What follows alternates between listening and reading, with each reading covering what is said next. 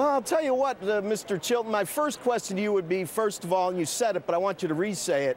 You know, after we lost literally trillions of dollars on the toxic over-the-counter market, how many taxpayer dollars have been lost in the futures industry since you've been following it? Yeah, it's very... No, Rick, just, yes, you know, what's the amount? That's all I want to know. I think the amount is like zero. I think there's not been Okay, that's my first question, zero. My second question is, I love the way you sound today. My hat's off to you. But where were you on Halloween? Why did the CFTC just disappear from the room and let the SEC dictate policy, the type of bankruptcy, when you're supposed to be the expert regulator? Well, I'm not sure, Rick, that we disappeared from the room. That's not my understanding what was going on. Well, then where are these transactions that everybody seems to know except for the people that are owed $1.2 billion?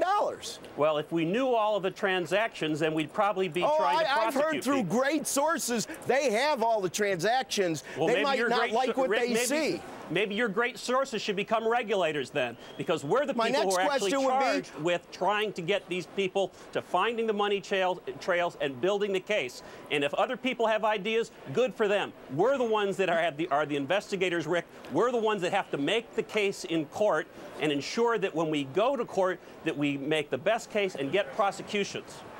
So 4 days from basically the 26th till the 30th, 31st of October, those 4 days transactions, we still can't get a glimmer of transparency, and it's now February 9th. But here's my next question. Well, what am I supposed to do? Hey, Rick, what am I supposed to do? Give you all the evidence so you can run it on TV and then bring it into court? Is that how you think the justice system should work? That's the way every other branch of government seems to be working lately, yeah. They seem to make a lot of noise with little facts unless it doesn't behoove them. Here's my next question. I see a bunch of Wells notices went out to a bunch of blue blood firms this morning in the paper. And the reason the Wells notices went out is that the SEC said they didn't give enough material information on some bond deals. My next question is, if the SEC knew in August, which many different documents seem to show, that the $6.3 billion position existed in MF, a primary dealer no less, why did the August issuance of $300 million in new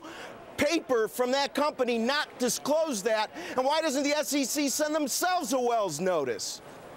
Two things. First of all, and this little bit's going to sound like a bureaucrat, the SEC is the SEC. I'm not the SEC. I can't speak for them. Secondly, these are all issues, Rick, as you've reported before, that need to be looked into. So I don't disagree with you at all. But again, the way that these things are done is you have an investigation, you develop a case, and then you go forward as you see appropriate. You don't try them in the media. That's not how you ensure that things are fixed in the right manner. I want transparency as much as you do, but I want it to be fair transparency.